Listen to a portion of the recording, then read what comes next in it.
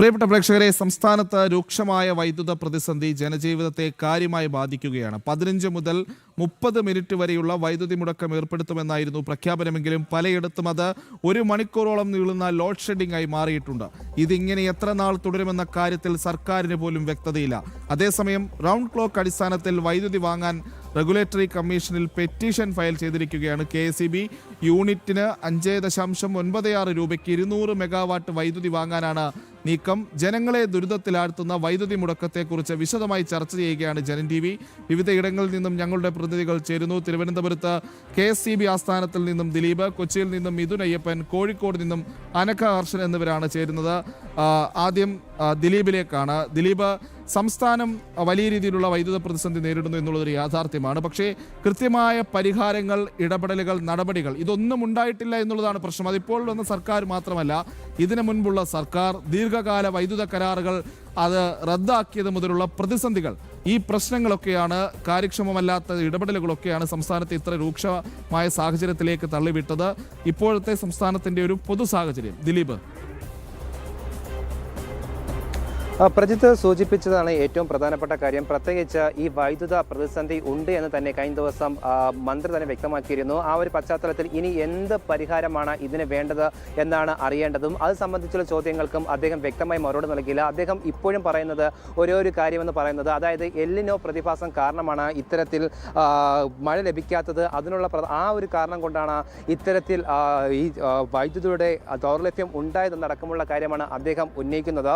അതേസമയം നമുക്കറിയാവുന്ന പോലെ തന്നെയാണ് ജലലഭ്യത കുറവാണ്, ഇല്ലെന്ന് പറയുന്നില്ല. എന്നിരുന്നാൽ പോലും ഈ സൗരോർജ്ജം വഴി ലഭിക്കുന്ന വൈദ്യുതി എങ്ങനെയാണ് ഇത് സ്റ്റോർ ചെയ്യേണ്ടത് എന്നടക്കമുള്ള കാര്യങ്ങൾ മുൻകാലങ്ങളിലും KSEBയും അതോടൊപ്പം തന്നെ ഉദ്യോഗസ്ഥരും വ്യക്തമായി തന്നെ പറഞ്ഞിരുന്നു. പക്ഷേ അത് സ്റ്റോർ ചെയ്ത് വെക്കുന്നതിൽ വലിയൊരു പരാജയം സംഭവിച്ചു എന്നതാണ് ഏറ്റവും സുപ്രധാനമായ കാര്യം. സ്വാഭാവികമായിട്ട് സൗരോർജ്ജം സംരക്ഷിക്കുന്ന ബാറ്ററി എവിടെ നിന്ന് ലഭിക്കണം, അല്ലെങ്കിൽ എങ്ങനെയാണ് അത് സംഭരിക്കേണ്ടത് എന്നടക്കമുള്ള കാര്യങ്ങൾ ഇപ്പോഴും വ്യക്തത വന്നിട്ടില്ല. ഉദ്യോഗസ്ഥരടക്കമുള്ളവർ പറയുന്നതും ഇപ്പോഴും അതിന് യാതൊരു വ്യക്തത വന്നിട്ടില്ല. അതാണ് ഏറ്റവും പ്രധാനപ്പെട്ട കാര്യം. അതോടൊപ്പം തന്നെ സാധാരണക്കാരെ സംബന്ധിച്ചിടത്തോളം, വിദ്യാർത്ഥികളെ സംബന്ധിച്ചിടത്തോളം വളരെയധികം പ്രയാസത്തിലാണ്. പ്രത്യേകിച്ച് ഇപ്പോൾ കഴിഞ്ഞ ദിവസം തന്നെ ഏകദേശം 1 മണിക്കൂറിലധികമാണ് ഈ പവർ കട്ട് ഉണ്ടായത്. അതിന് വ്യക്തമായ സമയം തന്നെ നൽകിയിരുന്നത്. പ്രത്യേകിച്ച് കഴിഞ്ഞ ദിവസം എൻ്റെ വീട്ടിൽ ഉദാഹരണം പറയാം. എൻ്റെ വീട്ടിൽ തന്നെ ഏകദേശം 10 മണിക്ക് ആദ്യം കറണ്ട് പോയി. അതിനു മുമ്പ് ഏകദേശം 6:30 കറണ്ട് പോയിരുന്നു. അതായത് ഏകദേശം 1 മണിക്കൂറാണ് സർക്കാർ പറയുമ്പോഴും ഏകദേശം 1.5 മണിക്കൂറിലധികം വൈദ്യുത കട്ട് അല്ലെങ്കിൽ ലോഡ് ഷെഡിംഗ് നടപ്പിലാക്കുന്നുണ്ട്. അത് സ്വാഭാവികമായിട്ടും സാധാരണക്കാരെയും പ്രത്യേകിച്ച് വിദ്യാർത്ഥികളെയും അതോടെ തന്നെ രോഗാവസ്ഥയുള്ളവരെ പ്രധാനമായി ബാധിക്കുന്നുണ്ട്. പ്രത്യേകിച്ച് ഇതിന് എന്ത് നടപടി സ്വീകരിക്കുമെന്നടക്കമുള്ള കാര്യങ്ങൾ സർക്കാരോ അതോടെ തന്നെ KSEBയോ അല്ലെങ്കിൽ വൈദ്യുത മന്ത്രിയോ വ്യക്തമായ മറുപടി നൽകിയിട്ടില്ല. അതോടൊപ്പം തന്നെ അദ്ദേഹം പറഞ്ഞ ഏറ്റവും കഴിഞ്ഞ ദിവസം ജനൻ TVയോട് നൽകിയ അഭിമുഖത്തിലും അദ്ദേഹം പറഞ്ഞ കാര്യം എന്ന് പറയുന്നത്, കഴിഞ്ഞ സർക്കാർ കടം മേടിച്ചിരുന്നു, ആ കടം തിരിച്ചു കൊടുക്കേണ്ട സാഹചര്യം വന്നു. അത്തരത്തിലുള്ള മുടന്തൻ ന്യായങ്ങൾ പറഞ്ഞാണ് ഈ ഒരു വിഷയത്തിൽ നിന്നും അദ്ദേഹം വ്യതിചലിക്കാൻ ശ്രമിക്കുന്നത്. അതാണ് ഏറ്റവും പ്രധാനപ്പെട്ട കാര്യം. അതിന് ഈ ഒരു പ്രശ്നങ്ങൾ അടുത്ത ഈ ഭാവിയിലും ഇത്തരത്തിലുള്ള പ്രശ്നങ്ങൾ വന്നാൽ അത് എങ്ങനെ പരിഹരിക്കണം, അല്ലെങ്കിൽ അത് പരിഹരിക്കേണ്ട മാർഗങ്ങൾ എങ്ങനെയാണ് എന്നടക്കമുള്ള കാര്യങ്ങൾ അദ്ദേഹം വ്യക്തത നൽകുന്നില്ല. പ്രത്യേകിച്ച് മുൻ സർക്കാരിനെയും അതോടൊപ്പം തന്നെ ഈ എല്ലിനോ പ്രതിഭാസത്തെ തുടർന്നുണ്ടായ കാര്യങ്ങളാണ് അദ്ദേഹം പറയുന്നത്. അതിനുള്ള വ്യക്തമായ കാരണം പറയുന്നില്ല. എന്തായാലും അല്പസമയത്തിനകം തന്നെ യുവമോർച്ചയുടെ മാർച്ച് ഈ KSEBയുടെ ആസ്ഥാനത്ത് നടക്കുകയാണ്. ഇതുമായി ബന്ധപ്പെട്ട് അതായത് പ്രത്യേകിച്ച് ജനങ്ങൾ അനുഭവിക്കുന്ന ബുദ്ധിമുട്ടും അതോടൊപ്പം തന്നെ KSEBയുടെ ഈ അടിയന്തരമായിട്ടുള്ള പവർ കട്ടിങ്ങും ആ ഒരു വിഷയത്തിൽ അധികം വൈകുന്ന ഏകദേശം 11 മണിയോടെ തന്നെ യുവമോർച്ചയുടെ ശക്തമായ മാർച്ച് ഇവിടെ സംഘടിപ്പിക്കുന്നുണ്ട്. എന്തായാലും ശക്തമായ സമരമുറകളുമായി യുവമോർച്ചയും അതോടൊപ്പം തന്നെ മറ്റു സംഘടനകൾ രംഗത്ത് വരികയാണ്. ഈ ഒരു അനാസ്ഥ, അതായത് ഈ വൈദ്യുത വകുപ്പിന്റെ വലിയൊരു അനാസ്ഥയ്ക്കെതിരെ ശക്തമായ രീതിയിലുള്ളൊരു ജനരോക്ഷവും ഉയരുകയാണ്. പ്രജിത്ത്. ഓക്കെ ദിലീപ്, എന്തായാലും ദിലീപിലേക്ക് തിരിച്ചു വരാം. യുവമോർച്ചയുടെ പ്രതിഷേധമടക്കം നമുക്ക് വിവരങ്ങൾ ജനങ്ങളിലേക്ക് എത്തിക്കേണ്ടതുണ്ട്. ഇപ്പോൾ മിഥുൻ അയ്യപ്പനിലേക്കാണ്. മിഥുൻ, ഇപ്പോൾ മധ്യ കേരളത്തിലെ ഒരു സാഹചര്യം എങ്ങനെയാണ്? കാരണം തെക്കൻ കേരളത്തിൽ ഈ പറയുന്ന വൈദ്യുതി മുടക്കം അത് ഏതാണ്ടൊരു ലോഡ് ഷെഡിംഗ് രീതിയിലേക്ക് മാറിയിരിക്കുന്നു. 15 മുതൽ 30 മിനിറ്റ് എന്നുള്ളത് 1 മണിക്കൂറും 1.5 മണിക്കൂറും ഒക്കെ നീളുന്ന സാഹചര്യത്തിലേക്ക് കാര്യങ്ങൾ പോകുന്നു എന്നുള്ളതാണ്. രാത്രിയിൽ പല സമയത്തും മണിക്കൂറുകളോളം ഇങ്ങനെ വൈദ്യുതി മുടങ്ങുന്നത് ഒരു പ്രദേശത്തെ ആകെ ഇരുട്ടിലാഴ്ത്തുന്ന സാഹചര്യം ഉണ്ടാകുന്നു. വലിയ അസഹനീയമായ ചൂട് അനുഭവിക്കുന്ന സാഹചര്യം ജനങ്ങൾക്കുണ്ടാകുന്നു. മറ്റു പല ബുദ്ധിമുട്ടുകളും നേരിടുന്നു. ഇപ്പോൾ മധ്യ കേരളത്തിൽ നിന്നുള്ള ഒരു സാഹചര്യം എങ്ങനെയാണ് മിഥുൻ?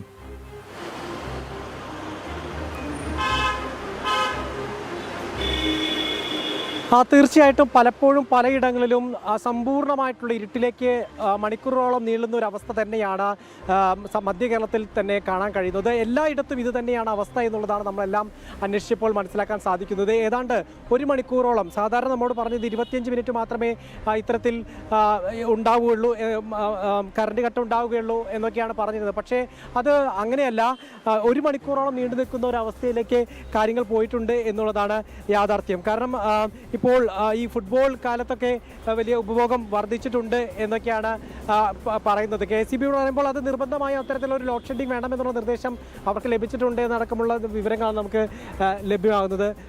ചേട്ടാ, എങ്ങനെയാണ് ഈ കറണ്ട് കട്ടൊക്കെ ഉണ്ടോ രാത്രി? ഇപ്പം ജോലി കഴിഞ്ഞ് വന്ന് കിടക്കുമ്പോൾ പവർ കട്ടാണ്. അത് നമുക്ക് ഭയങ്കര ബുദ്ധിമുട്ടാണ്. പൈസ ഉള്ളവർക്ക് കുഴപ്പമില്ല, അവരുടെ വീട്ടിൽ ഇൻവെർട്ടർ കാര്യങ്ങളെല്ലാം കാണും. കാശില്ലാത്ത സാധാരണക്കാരന് അത് നല്ലൊരു ബുദ്ധിമുട്ടാണ്. ജോലിയും കഴിഞ്ഞ് രാത്രി വന്ന് കിടക്കുമ്പോൾ ഈ 10 തൊട്ട് 11 മണി വരെ, 11 മണി തൊട്ട് 11:30 വരെയൊക്കെ പവർ കട്ട് വരുന്നത് നമുക്കതിനെ സംബന്ധിച്ച് നല്ലൊരു ബുദ്ധിമുട്ട് തന്നെ. ഇതിനു മുമ്പ് കറണ്ട് കട്ടൊക്കെ ഉണ്ടാകുന്ന സമയത്ത്, അല്ലെങ്കിൽ ലോഡ് ഷെഡിങ് ഉണ്ടാകുന്ന സമയത്ത് വലിയ സമരം ചെയ്ത് ആൾക്കാരാണ് കോൺഗ്രസ്സുകാർ. അവരാണ് ഇപ്പോൾ ഭരിക്കുന്നത്. അപ്പോൾ ഇവർ വീണ്ടും എങ്ങനെയാണ് അവർ പവർ കട്ട് ഇല്ലെന്നും പറഞ്ഞ് കയറിയവരാണ്. അപ്പം അവരും പവർ കട്ടാണ്. അതാണ് അവർക്ക് എന്താണ് അവർക്ക് ജനങ്ങളുടെ ഒരു അഭിപ്രായം? അതാണ് അവര് പവർ കട്ട് ഉണ്ടാവില്ല, അല്ലെങ്കിൽ അതെ മിഥുൻ, പല ഗ്യാരണ്ടികൾ നൽകിയെങ്കിലും പവർ കട്ട് എന്തായാലും ഗ്യാരണ്ടിയാണ് UDF അധികാരത്തിൽ വന്നു കഴിഞ്ഞാൽ. കറണ്ട് ഒക്കെ പോകുന്നുണ്ടോ? കറണ്ട് കട്ട് ഉണ്ടോ? കറണ്ട് കട്ടുണ്ട്. എത്ര സമയം? അരമണിക്കൂറോളാണോ? ഒന്നും ഉണ്ടായില്ല. അത് കറണ്ട് കട്ടത് പ്രശ്നമാണോ? അത് രാത്രിയാവണോ? അതാണ് മെയിൻ പ്രശ്നം.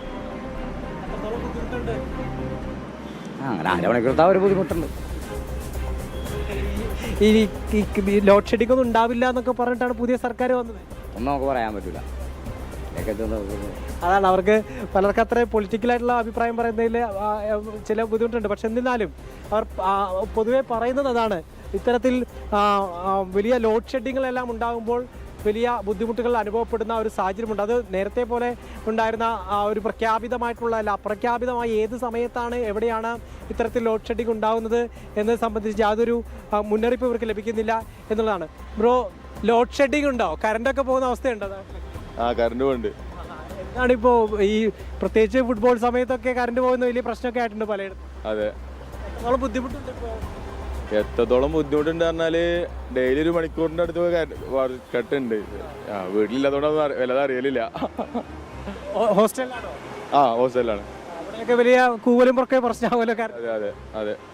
കളുടെ ടൈമിലോ കറണ്ട് പോകുമ്പോൾ ഭയങ്കര ബുദ്ധിമുട്ടാണ്. പഠനം കഴിഞ്ഞിട്ടുണ്ട്, പക്ഷേ കളുടെ ആളൊക്കെ ബാധിക്കണ്ടായിരുന്നു. അതാണ് പല വിധത്തിലുള്ള പല മേഖലയിലുള്ള ആളുകൾക്ക് ദുരിതം തന്നെയാണ് ഇപ്പോൾ ഈ ഒരു അപ്രഖ്യാപിതമായിട്ടുള്ള ഈ ലോഡ് ഷെഡിങ് എന്ന് തന്നെ എടുത്തു പറയേണ്ടി വരും. അത് നിശ്ചിത സമയത്തേക്കല്ല, തോന്നും പോലെയുള്ള ഈ ലോഡ് ഷെഡിങ് അത് വലിയ രീതിയിലുള്ള ബുദ്ധിമുട്ടിലേക്ക് ജനങ്ങളെ കൊണ്ടെത്തിച്ചിട്ടുണ്ട്. ഇതിനെ എന്തെന്ന് പറഞ്ഞിട്ടാണ് ഇപ്പോൾ സോഷ്യൽ മീഡിയയിലെല്ലാം ഇതിനെ ഇന്ദിരാ കട്ട് എന്നൊക്കെ പരിഹസിച്ച് തുടങ്ങിയിട്ടുണ്ട്. കാരണം നമുക്കറിയാം, പുതിയ സർക്കാർ അധികാരത്തിലേറുമ്പോൾ ഇന്ദിരാ ഗ്യാരണ്ടി എന്നൊക്കെ പറഞ്ഞിട്ടാണ് പുതിയ വാഗ്ദാനങ്ങൾ നൽകിയത്. പ്രിയദർശിനി ബസ്സെല്ലാം കൊണ്ടുവന്നു. അങ്ങനെ അത് ഇന്ദിരാ കട്ടാണോ ഇത് എന്നുള്ളതാണ് സോഷ്യൽ മീഡിയയിലെല്ലാം ചോദിച്ചുകൊണ്ടിരിക്കുന്നത്. ഇതിന് ഒരു മറുപടി പറഞ്ഞേ പറ്റൂ. ഒഴിവുകളല്ല വേണ്ടത്. കാരണം ജനങ്ങൾ ഇപ്പോൾ ആദ്യത്തെ ആ ഒരു സർക്കാരിൻ്റെ ഒരു ഹണിമൂൺ പീരീഡ് എന്നൊക്കെ നമ്മൾ പറയാറില്ലേ, ആ പീരീഡ് എല്ലാം തന്നെ മാറിക്കഴിഞ്ഞു.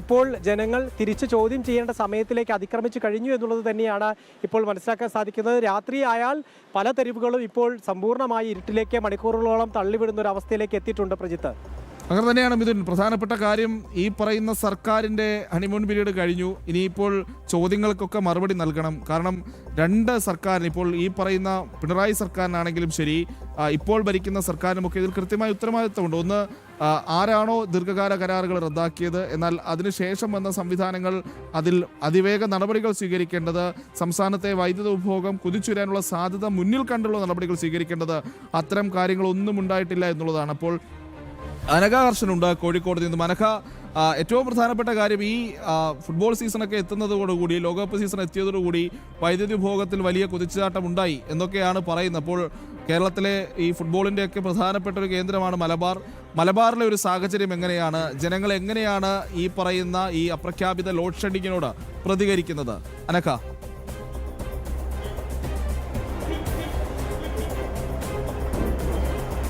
പ്രജിത്ത്, ഇതിൽ ഏറ്റവും പ്രധാനപ്പെട്ട കാര്യം 88.64 ദശലക്ഷം യൂണിറ്റാണ് ഒരു ദിവസം സംസ്ഥാനത്തൊട്ടാകെ ഉപയോഗിക്കുന്നത്. ഇതിൽ 68.81 ദശലക്ഷം യൂണിറ്റ് മറ്റ് സംസ്ഥാനങ്ങളിൽ നിന്ന് കടം വാങ്ങിയിരിക്കുകയാണ്. ഈ കടം വാങ്ങിയ വൈദ്യുതി തിരിച്ചു കൊടുക്കേണ്ട സമയമായിരുന്നു. ഈ മഴക്കാലത്ത് മഴ ലഭിക്കുന്ന മുറയ്ക്ക് അത് തിരിച്ചു കൊടുക്കുകയാണ്. ഈ കടം വാങ്ങിയത് UDF സർക്കാരല്ല, മുൻപ് ഭരിച്ച പിണറായി സർക്കാരാണ്. അങ്ങനെയെങ്കിൽ പിണറായി സർക്കാരിന്റെ കാലത്തുണ്ടാക്കി വെച്ച ബാധ്യതയുടെ ബാക്കി പത്രമാണ്. അതായത് കഴിഞ്ഞ സർക്കാർ ഉണ്ടാക്കി വെച്ച വിപത്തിന്റെ ഭാഗമായാണ് ഇപ്പോഴുണ്ടാകുന്ന, അതുകൂടി കാരണമാണ് ഇപ്പോഴുണ്ടാകുന്ന ഈ വൈദ്യുത പ്രതിസന്ധിക്ക് എന്നുള്ളതാണ്. മറ്റൊന്ന്, ഇത്തരത്തിൽ ഈ രൂക്ഷമായ വൈദ്യുത പ്രതിസന്ധി കോഴിക്കോടിനെ സംബന്ധിച്ച് പലപ്പോഴും വലിയ പ്രതിസന്ധി ഉണ്ടാകുന്നുണ്ട്. 1ഉം 2ഉം വട്ടമൊന്നുമല്ല, 4 വട്ടമൊക്കെ വൈദ്യുതി പവർ കട്ട് ഉണ്ടാകുന്ന സാഹചര്യമുണ്ട്. കഴിഞ്ഞ ദിവസമാണ് ഈ മലപ്പുറത്ത് ഈ ഫുട്ബോൾ കളിക്കിടെ ഒരു വൈദ്യുതി പവർ കട്ട് ഉണ്ടായത്. ഉടൻ തന്നെ ഈ ഫുട്ബോൾ പ്രേമികളൊക്കെ KSEB ഓഫീസിലേക്കൊക്കെ എത്തി വലിയ പ്രതിഷേധം ആ സമയത്തൊക്കെ ഉണ്ടായിരുന്നു. പക്ഷെ അതിന് പിന്നാലെ ഇപ്പോൾ ഫുട്ബോൾ സമയത്ത് മാത്രം പവർ കട്ട് ഉണ്ടാകുന്നില്ല എന്നുള്ളൊരു വിശ്വാസം മാത്രമാണ് ഇവിടെയുള്ള ആളുകൾക്കുള്ളത്. ജനജീവിതം വലിയ പ്രതിസന്ധിയിലാണ്. കാരണം 1ഉം 2ഉം അപ്രഖ്യാപിത പവർ കട്ടാണ് ഉണ്ടാകുന്നത്. ചേട്ടാ, ഇപ്പോൾ പ്രതീക്ഷിക്കാണ്ട് രാത്രികാലങ്ങളൊക്കെ പല സമയങ്ങളിലും വൈദ്യുതി പോവുകയാണ്. എന്താ പറയാനുള്ളത്? ഇപ്പൊ 2 ദിവസമായി ഇങ്ങനെ കറണ്ട് പോകുന്നു. വലിയ ബുദ്ധിമുട്ടാണ്. ബുദ്ധിമുട്ടാണ്. മുമ്പൊന്നും ഉണ്ടായിരുന്നില്ല. ഇല്ല, മുമ്പുണ്ടാവില്ല. എത്രയും വേഗം പരിഹരിക്കപ്പെടുമെന്നാണ് വിശ്വസിക്കുന്നത്. അതെ. അതിന് ചേട്ടാ, എങ്ങനെയുണ്ട് വൈദ്യുതി പ്രതിസന്ധിയാണ്? വൈദ്യുതി പ്രതിസന്ധി ഇപ്പോൾ ഇടയ്ക്കിടയ്ക്ക് കറണ്ട് പോകുന്നുണ്ട്. കഴിഞ്ഞ ഇടതുപക്ഷ സർക്കാരിൻ്റെ കാലത്ത് ഇങ്ങനെ പോയിരുന്നില്ല. ഇപ്പം കുറച്ച് കൂടുതലായിട്ട് പോകുന്നുണ്ട്, അധിക ദിവസങ്ങളിൽ പോകുന്നുണ്ട്.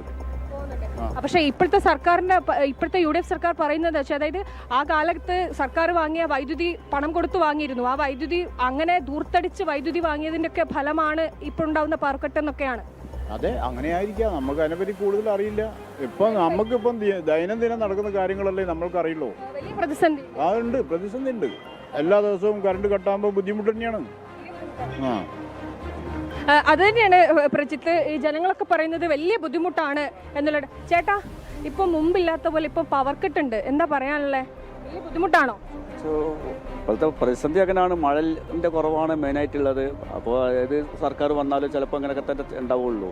പക്ഷേ നമ്മള് ഇപ്പോൾ UDF സർക്കാർ ആണെങ്കിലും ഒരു ജാഗ്രത കാണിക്കണമായിരുന്നല്ലോ. ഇപ്പൊ ഈ ഒരുപക്ഷെ മഴ ഉണ്ടായിരുന്നില്ലെങ്കിൽ എന്നൊക്കെ വിചാരിച്ചുകൊണ്ട് അതാണ് ഇപ്പൊ പ്രതിപക്ഷം ഉന്നയിക്കുന്നത്. പുറത്തുനിന്ന് വാങ്ങിക്കല്ലേ, അപ്പോൾ എന്തായാലും സർക്കാരിന് മുന്നോട്ട് പോകാൻ കഴിയുന്നില്ല. അതിപ്പോൾ ഇവിടെ നിന്നല്ല, ഗൾഫ് മേഖലയിൽ വരെ സംഭവങ്ങളൊക്കെ ഉണ്ട്.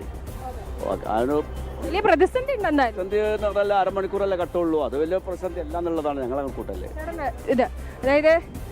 തുടരുക. ഇപ്പോൾ Kerala electricity employees confederation president, working പ്രസിഡന്റായിട്ടുള്ള അഡ്വക്കേറ്റ് സിബിക്കുട്ടി ഫ്രാൻസിസ് ചേരുന്നുണ്ട്. സാർ, ഈ നിലവിലത്തെ സാഹചര്യത്തിൽ ഉണ്ടാകുന്ന ഈ അപ്രഖ്യാപിത പവർ കട്ട് അത് പലപ്പോഴും ലോഡ് ഷെഡിംഗ് ആയി മാറുന്നു. പലയിടത്തും 1 മണിക്കൂറും 1.5 മണിക്കൂറും ഒക്കെയുള്ള കറണ്ട് കട്ട് ഉണ്ടാകുന്നു എന്നുള്ളതാണ് യാഥാർത്ഥ്യം. ജനങ്ങൾ വലിയ രീതിയിലുള്ള അല്ലെങ്കിൽ പ്രതിസന്ധികൾ നേരിടുന്നു. അപ്പോൾ നിലവിൽ ഈ പ്രശ്നത്തിനൊരു പരിഹാരം എന്നത് എന്താണ് എന്നുള്ളതാണ്. കാരണം സർക്കാർ കൃത്യമായ ഒരു നിലപാട് പറയുന്നതുമില്ല. ഈ പ്രശ്നത്തിന്റെ പരിഹാരം സർക്കാർ എടുത്തിട്ടുണ്ട്. പക്ഷെ അത് പ്രാവർത്തികമാകണമെങ്കിൽ ഇന്ത്യ ഒട്ടുക്കുള്ള ഒരു വൈദ്യുതി പ്രതിസന്ധി ഉണ്ട്. അതായത് എത്ര വിലയാണെങ്കിലും വൈദ്യുതി വാങ്ങി ജനങ്ങളുടെ പ്രശ്നം പരിഹരിക്കാനാണ് UDF സർക്കാരിന്റെ നിലപാടും തീരുമാനവും. അതിന്റെ ഭാഗമായിട്ട് വൈദ്യുതി വാങ്ങുന്നതിന് വേണ്ടി എത്ര വിലയാണെങ്കിലും വൈദ്യുതി വാങ്ങണം. അതിനു വേണ്ടിയിട്ട് റെഗുലേറ്ററി കമ്മീഷനിലേക്ക് കത്തെഴുതുകയും റെഗുലേറ്ററി കമ്മീഷനിൽ നിന്നും 9 രൂപ 16 പൈസ തൊട്ട് വിലയ്ക്ക് വാങ്ങാനുള്ള അനുവാദം മേടിക്കുകയും ചെയ്തു. പക്ഷേ കേന്ദ്ര നിലയങ്ങളിൽ നിന്നൊന്നും ഇപ്പൊ പുറത്തുനിന്ന് നമുക്ക് വൈദ്യുതി കിട്ടാനില്ല. കാരണം ഇന്ത്യ ഒട്ടുക്ക് മൊത്തത്തിലൊരു പ്രശ്നമാണ്. 300 ഗിഗാവാട്ട് വരെയായി ഇന്ത്യയുടെ പീക്ക് ലോഡ് സമയത്തെ ഉപഭോഗം. അപ്പൊ നമുക്ക് മറ്റു സ്ഥലങ്ങളിൽ കിട്ടാനില്ലാത്ത, അവിടുന്ന് പോലും എത്ര വില കൊടുത്താലും കിട്ടാത്ത ഒരു സാഹചര്യമുണ്ട്. അതൊരു വലിയ വിഷയമാണ്. അപ്പൊ ഇന്ന് ഇത് പവർ കട്ടല്ല കേട്ടോ, പവർ കട്ടല്ല, ലോഡ് ഷെഡിങ്. ഇത് രണ്ടാണ്. ഇപ്പൊ ലോഡ് നിൽക്കാത്തതുകൊണ്ടാണ് ഇടയ്ക്കിടയ്ക്ക് ചില ഭാഗങ്ങൾ കട്ട് ചെയ്ത് ഓഫ് ചെയ്യുന്നത്. അത് ഞങ്ങളൊരു അഭിപ്രായം പറഞ്ഞിട്ടുണ്ട്. ഗവൺമെന്റ് വേണമെങ്കിൽ ഒരു അരമണിക്കൂർ ഓരോ സ്ഥലത്തും നേരത്തെ സമയം പറഞ്ഞുകൊണ്ട് വേണേൽ ലോഡ് ഷെഡിങ് ഞങ്ങൾ ഇംപ്ലിമെന്റ് ചെയ്യുന്നു എന്ന് പറയുന്നതിനകത്ത് തെറ്റുന്നില്ല. കാരണം ജനവർദ്ധനോട് സഹകരിക്കണം. അത് ഞങ്ങൾ ബോർഡ് മാനേജറിനെ അറിയിച്ചിട്ടുമുണ്ട്. കാരണം അങ്ങനെ ആകുമ്പോൾ പിന്നെ ആ സമയം മാത്രം ജനം പ്രതീക്ഷിച്ചാൽ പോരെ. മാത്രമല്ല, നേരത്തെ SMS ഒക്കെ അയക്കുമെന്നൊക്കെയുള്ള ഒരു നിർദ്ദേശമൊക്കെ ഉണ്ടായിരുന്നു. പക്ഷെ പിന്നീട് അത് പ്രാവർത്തികമായിട്ടില്ല എന്നുള്ളതാണ് മനസ്സിലാക്കുന്നത്. അതെ, അത് പ്രാവർത്തികമാക്കാനുള്ള ഇന്നലെ എന്തോ ബോർഡ് തലത്തിൽ യോഗം നടന്നു. ഇന്നിപ്പോ യോഗം നടക്കുന്നുണ്ട്. SMS അല്ല, പത്രത്തിലൂടെ പണ്ട് ചെയ്യുന്ന പോലെ ഒരു ടൈം വെച്ച് ഓരോ സ്ഥലത്ത് വെച്ചുകൊണ്ട് ലോഡ് ഷെഡിങ് വേണേൽ ചെയ്യാവുന്നേ ഉള്ളൂ. ഇതിപ്പോ ഈ സർക്കാർ വന്നപ്പോൾ വന്നൊരു പ്രതിഭാസമൊന്നും അല്ല. ഇത് കഴിഞ്ഞ സർക്കാരിന്റെ കാലത്ത് കഴിഞ്ഞ ഇലക്ഷൻ തീരുന്ന ആ ദിവസം തന്നെ ലോഡ് ഷെഡിങ് വന്നിരുന്നു. അന്ന് ലോഡ് റെസ്ട്രിക്ഷൻ എന്ന പേരാണ് അവർ പറഞ്ഞത്. അന്നും ഇതുപോലെ ചാനലിലൊക്കെ ചർച്ച വന്നതാ. അപ്പൊ കാരണം എന്തെന്ന് ചോദിച്ചാൽ കഴിഞ്ഞ വേനൽക്കാലം എന്ന് പറഞ്ഞാൽ നമുക്ക് ഒരു ദിവസം ഏതാണ്ട് 12.5 കോടി യൂണിറ്റ് വരെ വൈദ്യുതി ഉപഭോഗം വന്നു. അത് റെക്കോർഡായിരുന്നു. 6000 മെഗാവാട്ട് വരെ നമ്മുടെ ഉപഭോഗം വന്നു. അപ്പം വന്നപ്പോഴത്തേക്കും നിൽക്കാൻ വയ്യാതെ വന്നപ്പോൾ നമ്മൾ എന്ത് ചെയ്തു? പുറത്തുള്ള നിലയങ്ങളിൽ നിന്ന് കിട്ടുമായിരുന്നത് വാങ്ങി നമ്മൾ പ്രശ്നം പരിഹരിച്ചു കഴിഞ്ഞ 3-4 മാസം. ആ പ്രശ്നം പരിഹരിച്ചപ്പോൾ നമ്മൾ കണക്കൂട്ടുന്ന ഇത് മഴക്കാലം വരാൻ പോകുന്നു. ജൂൺ, ജൂലൈ, ആഗസ്റ്റ്, സെപ്റ്റംബർ ഒക്കെ കേരളത്തിൽ മഴയാണ്. ഡാമുകളിലൊക്കെ 90% വെള്ളം വരാൻ നിറയാറുണ്ട്. അപ്പോൾ നമ്മൾ സാധാരണ മഴക്കാലത്തുണ്ടാകുന്ന വൈദ്യുതി തിരിച്ചു കൊടുക്കാറുണ്ട്, വിൽക്കാറുണ്ട്. ഇപ്രാവശ്യം അതുകൊണ്ട് അന്ന് വാങ്ങിയ വൈദ്യുതി കൊടുക്കാൻ ഒരു തീരുമാനം എടുത്തു. കൊടുക്കാമെന്നും പറഞ്ഞ് വൈദ്യുതി വാങ്ങിയെങ്കിലും ഇപ്പോൾ മഴയില്ലാത്തത് കൊണ്ട് തിരിച്ചു കൊടുക്കേണ്ടവർക്ക് കൊടുക്കേണ്ടിയും വന്നു. ജലവൈദ്യുത പദ്ധതികളിൽ ഇപ്പോൾ മഴ ഇപ്പൊ കഴിഞ്ഞ വർഷം 50% വെള്ളം ഉണ്ട്, ഇപ്പൊ 24% വെള്ളമേ ഉള്ളൂ. അപ്പൊ അങ്ങനെ ഉണ്ടാക്കുന്ന വൈദ്യുതി അവർക്ക് കൊടുക്കേണ്ടിയും വരുന്നു. പുറത്തുനിന്ന് വില കൂടുതൽ വെച്ചാൽ വാങ്ങിയെടുക്കാനും പറ്റാത്ത ഒരു സാഹചര്യം ഉള്ളത് കൊണ്ടാണ് ഇങ്ങനെ ഒരു പ്രത്യേകത ഉണ്ടായത്. ഇത് പുതിയ പ്രതിഭാസമൊന്നും അല്ല. പിന്നുള്ളത് വേറൊരു വലിയൊരു വിഷയമുണ്ട്. ഒരു 465 മെഗാവാട്ട് ശ്രീ ആര്യാട മുഹമ്മദ് മന്ത്രിയായിരുന്നപ്പോൾ ഒപ്പുവെച്ചൊരു കരാറുണ്ടായിരുന്നു. 4 രൂപ 20 ഞങ്ങൾ അതിനെതിരെ ശബ്ദമുയർത്തുന്ന ഒരു സംഘടനയാണ്. അത് വേണ്ടാന്ന് വെച്ചു ഒരു സുപ്രഭാതത്തിൽ. അതായത് 14 കരാർ ഒപ്പുവെക്കുന്നു. 25 വർഷത്തേക്ക് വെച്ചിരുന്ന കരാറാണ്. 4.29 എന്ന് പറയുന്ന ആ വൈദ്യുതിക്ക് ഇന്നിപ്പോ 3 രൂപ 55 പൈസ ആവുള്ളൂ. ഓരോ വർഷവും ഫിക്സ്ഡ് ചാർജ് കുറഞ്ഞു വന്നു. ആ കരാർ വേണ്ടാന്ന് വെക്കുന്നു 2023 ഇടതുപക്ഷ സർക്കാരിന്റെ കാലത്താണ്. അത് റെഗുലേറ്ററി കമ്മീഷൻ, ഇടതുപക്ഷ സർക്കാരും കമ്പനികളും എല്ലാം ഒത്തുണ്ടാകും. കാരണം കമ്പനികാർക്ക് ഇപ്പൊ ഞാൻ ചോദിച്ചോട്ടെ, ഇപ്പൊ നമ്മൾ 9 രൂപ 16 പൈസയ്ക്ക് വാങ്ങാൻ കമ്മീഷൻ അനുവാദം നൽകിയിരിക്കുകയല്ലേ? ഈ 4.29 പൈസയ്ക്ക് തന്ന ആൾക്കാർക്ക് അന്ന് റദ്ദ് ചെയ്തതിന്റെ ഫലമായിട്ട് അത്രയും 425 മെഗാവാട്ടിന് ഉത്പാദിപ്പിക്കും അത്രയും വൈദ്യുതി നമുക്ക് ഇവിടെ തരാൻ പറ്റും. അവർക്ക് വേണമെങ്കിൽ 9-15 തരാം. പക്ഷെ അവരും വേറെ കരാറിൽ ഏർപ്പെട്ടു. അപ്പൊ അങ്ങനെ ഒരു വിഷയം ഉണ്ടായി. ഇപ്പൊ ഇടയ്ക്ക് 2 ദിവസം മുമ്പ് നമ്മുടെ ഉപഭോഗം വന്നതിന് 400 മെഗാവാട്ടിന്റെ കൂടുതലായിട്ട് നമുക്ക് വന്നേ. 465 നമ്മൾ റദ്ദ് ചെയ്തത്. അപ്പൊ ആ കരാർ ഇപ്പൊ ഉണ്ടായിരുന്നേ ഒരു വിഷയവും വരില്ലായിരുന്നു. അപ്പൊ അതൊരു വിഷയം. പിന്നെ ഇതിന് പ്രതിസന്ധി പരിഹരിക്കാനുള്ളതെന്ന് പറഞ്ഞാൽ ദീർഘകാലമായിട്ട് 10 വർഷമായിട്ട് ഇവിടെ പുതിയ പദ്ധതികളൊന്നും വന്നിട്ടില്ല. അതൊരു വലിയ വിഷയമാണ്. 10 വർഷമായിട്ട് പദ്ധതികൾ വന്നിട്ടില്ലെന്ന്. സോളാർ മാത്രമേ വന്നേ. ഈ സോളാർ വന്നപ്പോൾ അഡ്വക്കേറ്റ് സിബിക്കുട്ടി ഫ്രാൻസിസ്, ഒരു സംശയം. അതായത് കേന്ദ്ര സർക്കാർ PM സൂര്യഘർ പോലെയുള്ള പദ്ധതികൾ രാജ്യവ്യാപകമായി നടപ്പിലാക്കുന്നുണ്ട്. പക്ഷെ സംസ്ഥാനത്ത് ഈ പദ്ധതിക്ക് നടപ്പിലാക്കുന്നതിന് ആദ്യഘട്ടത്തിൽ ഈ ഇടതുപക്ഷ സർക്കാർ തന്നെ വലിയ വീഴ്ച വരുത്തുന്ന ഒരു സാഹചര്യം ഉണ്ടായിരുന്നു. കൃത്യമായി പലപ്പോഴും ഈ പദ്ധതിയുമായി ബന്ധപ്പെട്ട ആവശ്യങ്ങൾ ഉയർത്തി ജനങ്ങൾ സമീപിക്കുമ്പോൾ അത് കാര്യക്ഷമമായിട്ടുള്ള ഇടപെടൽ KSEBിയുടെ ഭാഗത്തു നിന്നുണ്ടാകാത്ത സാഹചര്യങ്ങൾ ഒരുപാട് റിപ്പോർട്ട് ചെയ്യപ്പെട്ടുള്ളത്. ജനൻ TV അടക്കമുള്ള മാധ്യമങ്ങൾ അത് റിപ്പോർട്ട് ചെയ്തിട്ടുള്ളതുമാണ്. എന്നാൽ ഈ പദ്ധതി കൃത്യമായി നടപ്പിലാക്കുകയും അതിൽ നിന്ന് ലഭിക്കുന്ന വൈദ്യുതി സ്റ്റോർ ചെയ്യാനുള്ള ഒരു സംവിധാനം, ആ ഒരു രീതിയിലേക്കുള്ള ആലോചനകളിലേക്ക് കാര്യങ്ങൾ പോയിട്ടില്ല എന്നുള്ളതും ഒരു പ്രശ്നമല്ലേ? സ്റ്റോർ ചെയ്യാനുള്ള സംവിധാനം ചെയ്തില്ല എന്നുള്ളത് ശരിയാണ്, അത് അംഗീകരിക്കുന്നു. പക്ഷേ ഈ സോളാറിൽ നിന്നുള്ള വൈദ്യുതിയുടെ ഉത്പാദനം എന്ന് പറയുന്നത് പീക്ക് ലോഡ് സമയത്ത് കിട്ടുന്നതല്ല. അത് സ്റ്റോർ ചെയ്യുന്നതിനുള്ള വലിയ കോസ്റ്റുകൾ ആവശ്യമാണ്, കോസ്റ്റ് ഉണ്ട്. അപ്പൊ അത് ഉപഭോക്താക്കൾക്ക് ഗവൺമെന്റ് തന്നെ കൊടുക്കണം. കേന്ദ്ര ഗവൺമെന്റ് ഒന്നും സ്റ്റോറേജ് സിസ്റ്റത്തിന് സബ്സിഡി കൊടുക്കുന്ന സ്കീമൊന്നും നടപ്പിലാക്കിയിട്ടില്ല. ഈ സോളാർ വന്നതിന്റെ പേരിൽ അതിന്റെ ഈ റെഗുലേഷൻ ഉണ്ടാക്കിയപ്പോൾ തന്നെ ചെറിയൊരു പ്രശ്നം ഉണ്ടായി. അതിന്റെ ബില്ലിംഗ് സിസ്റ്റം, ഇപ്പോൾ ഉദാഹരണത്തിന് 5000 രൂപ കറണ്ട് ചാർജ് അടച്ചുകൊണ്ടിരുന്ന ഒരാൾ സോളാർ വെച്ചാൽ 500 രൂപ വരുള്ളൂ. കേരളത്തിൽ KSEBിയുടെ ഉപഭോക്താക്കൾ എന്ന് പറഞ്ഞാൽ 1,46,00,000 ഉപഭോക്താക്കളുള്ളതിൽ ഏതാണ്ട് 3 ലക്ഷത്തിൽ പരം പേരാണ് സോളാർ വെച്ചത്. അപ്പൊ സോളാർ വെക്കുന്ന ആർക്കാന്ന് ഞാൻ പറയണ്ടല്ലോ. എങ്ങനെയുള്ള വീടുള്ളവർക്കാണ് സോളാർ വെക്കാൻ പറ്റുന്നത്? അങ്ങനെ സോളാർ വെച്ചവരൊക്കെ വീടുകളിൽ എന്ത് ചെയ്തു? ഒരു AC ഉള്ളവരൊക്കെ 4 AC വെച്ചു. അത് അവരുടെ സൗകര്യത്തിൽപ്പെട്ട കാര്യമാണ്, നമുക്ക് എതിർക്കാൻ പറ്റത്തില്ല. അങ്ങനെ വെച്ചപ്പോഴേ എന്ത് പറ്റുന്നു? പകലുണ്ടാക്കുന്ന വൈദ്യുതി അവർ KSEBിയുടെ ഗ്രിഡിലേക്ക് തരുന്നു. പകല് KSEBിക്ക് മിച്ചം വരുന്നു. പീക്കിലോട് സമയത്ത് നമുക്ക് വൈദ്യുതി ഇല്ലാതെ വരുന്നു. അപ്പൊ നമ്മൾ 9 രൂപയ്ക്കും 10 രൂപയ്ക്കും വൈദ്യുതി വാങ്ങി അവർ പകലുണ്ടാക്കുന്ന വൈദ്യുതിക്ക് തുല്യമായ വൈദ്യുതി നമ്മൾ തിരിച്ചവർക്ക് കൊടുക്കുന്നു. KSEBിയുടെ ഒരു മാസത്തെ ഏതാണ്ട് നഷ്ടം 40 കോടി രൂപയ്ക്ക് അടുത്ത് വരും. അപ്പൊ അങ്ങനെ ഈ കേന്ദ്ര സർക്കാർ കൊണ്ടുവന്ന ഈ നയമാണ് ഈ പ്രശ്നം മുഴുവൻ ഉണ്ടായത്. കേന്ദ്ര സർക്കാരും സംസ്ഥാന സർക്കാരും ഒത്തുകൊണ്ട് സോളാർ പ്രോത്സാഹനം എന്നൊക്കെ പറയും. നല്ല കാര്യം, പ്രോത്സാഹിപ്പിച്ചാൽ സ്റ്റോറേജ് സംവിധാനം വെക്കണം. സ്റ്റോറേജ് സംവിധാനം, ബാറ്ററി എനർജി. ആത്യന്തികമായി കേന്ദ്ര സർക്കാർ ഒരു പദ്ധതി കൊണ്ടുവരുന്നു. ആ പദ്ധതി ജനങ്ങൾ വലിയ രീതിയിൽ സ്വീകരിക്കാൻ തയ്യാറാകുന്നു എന്നുള്ളതാണ് അഡ്വക്കേറ്റ് സിബിക്കുട്ടി ഫ്രാൻസിസ് ആ പദ്ധതി വ്യാപകമാകാൻ കാരണവും. അത് കേരളത്തിലടക്കം അതിനുവേണ്ടി ഒരുപാട് പേർ ആവശ്യമുയർത്തുന്ന സാഹചര്യവും ഉണ്ടായത്. പക്ഷെ അതിന് അത്തരമൊരു പദ്ധതി വരുമ്പോൾ അതിനെ എതിർക്കുന്ന സമീപനം സ്വീകരിച്ചതാണ് അതിൻ്റെ യഥാർത്ഥ പ്രതിസന്ധി. അതിൽ അപ്പുറത്തേക്ക് ആ പദ്ധതിയുമായി ബന്ധപ്പെട്ടുള്ള പ്രശ്നങ്ങളല്ല എന്നുള്ളൊരു യാഥാർത്ഥ്യം അംഗീകരിക്കേണ്ടതുണ്ട്. എന്തായാലും താങ്കൾ പ്രതികരിച്ചതിന് നന്ദി. അനഘയിലേക്ക് ഒരിക്കൽ കൂടി പോവുകയാണ്. അനഘ, കേരളത്തിൽ നടപ്പിലാക്കിയ ഒരു പദ്ധതിയെക്കുറിച്ചാണ് ഇപ്പോൾ നമ്മൾ സംസാരിച്ചത്. ഒന്ന് PM സൂര്യഘർ പോലെയുള്ള പ്രോജക്റ്റ്, അതായത് ജനങ്ങൾക്ക് ഉപകാരപ്രദമാകുന്ന സോളാർ വൈദ്യുതിയുടെ സാധ്യതകൾ ഉപയോഗപ്പെടുത്താൻ കഴിയുന്ന ഒരു പദ്ധതി കൊണ്ടുവരികയും ആ പദ്ധതി കൃത്യമായി നടപ്പിലാക്കാൻ കേരളത്തിൽ കഴിഞ്ഞില്ല, അല്ലെങ്കിൽ നടപ്പിലാക്കുന്നതിനെ എതിർക്കാനോ അതിനെ തുരങ്കം വയ്ക്കാനോ ഉള്ള സമീപനങ്ങൾ സ്വീകരിച്ച ഒരു സാഹചര്യമൊക്കെ ഉണ്ട് കേരളത്തിൽ. പക്ഷേ ഇപ്പോഴിതാ അതിൻ്റെ അടക്കം അങ്ങനെ തലതിരിഞ്ഞ നടപടികൾ ഒരുപാട് സ്വീകരിച്ചതിൻ്റെ പ്രതിസന്ധികളാണ് കേരളത്തിലെ ജനങ്ങൾ നേരിടുന്നത്. നമ്മൾ ചിലരുടെ പ്രതികരണങ്ങൾ ഇപ്പോൾ കണ്ടിരുന്നു. അപ്പോൾ കോഴിക്കോട് അടക്കമുള്ള മേഖലകളിൽ, മലബാറിൻ്റെ വിവിധ മേഖലകളിൽ നിന്നുള്ള കൂടുതൽ പ്രതികരണങ്ങളിലേക്ക് അനഘ.